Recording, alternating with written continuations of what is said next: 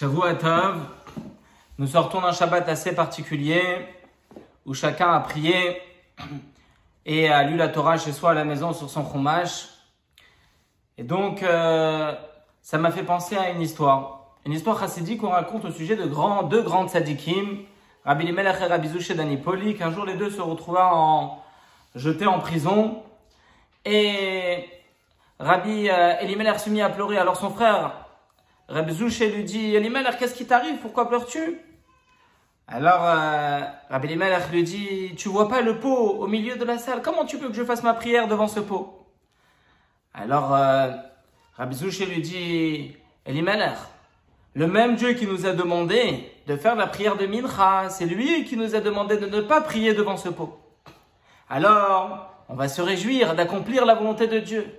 Et donc, à ce moment-là, qu'est-ce qui se passe? Rabbi Elimelech et Rabbi Zouché se mettent à se réjouir, à chanter, à danser. Ça devient une ambiance extraordinaire. Et les prisonniers qui étaient là se mettent à danser avec eux aussi. Et il y avait une joie et tout. Dans la prison, on commence à se poser des questions. Mais qu'est-ce qui se passe ici? Et là, on apprend que les deux juifs, c'est eux qui ont mis la pagaille à cause du pot. Donc, on décide évidemment tout de suite de retirer le pot. Et là, Rabbi Elimelech et Rabbi Zouché se mettent à prier la prière de Mincha. C'est en réalité exactement ce qu'on a pu ressentir ce Shabbat. Oui, effectivement, on était à la maison sans minyan, sans Torah. Mais en réalité, on était en train d'accomplir tout simplement la volonté de Dieu. Donc, dans tous les cas, on est joyeux, on est content. Et c'est exactement aussi ce que nous avons étudié à la fin du livre Shemot, puisque nous avons conclu le livre de Shemot. C'est le livre de la Géoula, de la délivrance. Et il termine avec 3 versets très étranges.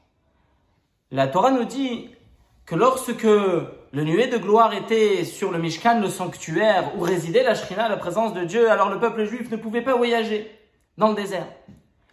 Mais une fois que le nuée était levé, alors le peuple pouvait se mettre à voyager. À ce moment-là, le peuple juif pouvait voyager.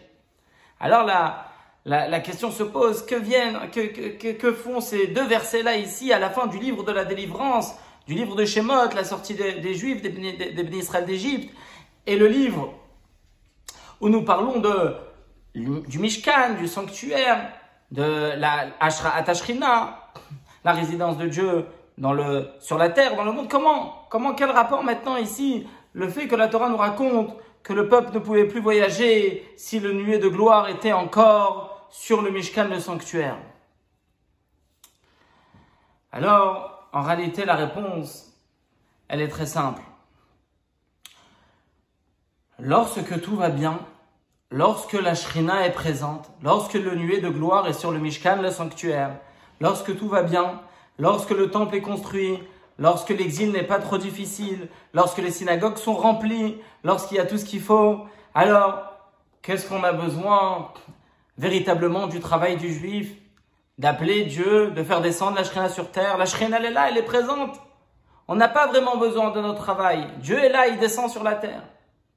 Mais quand est-ce que la Torah nous dit où Béné Israël, le peuple juif, va voyager? Quand est-ce que véritablement on a besoin de notre travail, on a besoin de nous? C'est lorsque le nuée de gloire s'est levé. Lorsqu'il n'est plus sur le Mishkan, lorsqu'il n'est plus sur la terre, lorsqu'on ne voit plus, lorsque Dieu est voilé, Dieu se cache derrière les épreuves et les difficultés qu'on traverse. Alors à ce moment-là, les synagogues sont vides, on est là, on est en train de chercher, qu'est-ce qui se passe, où est Dieu? Et c'est là où le travail, notre travail, est véritablement important. C'est là où on a besoin d'une action supplémentaire. C'est là où on a besoin de notre mise des téphilines du matin. C'est là où on a besoin de faire attention à notre cache-route, de préparer un magnifique Pessah, de passer du temps avec les enfants pour leur parler, leur raconter notre belle histoire.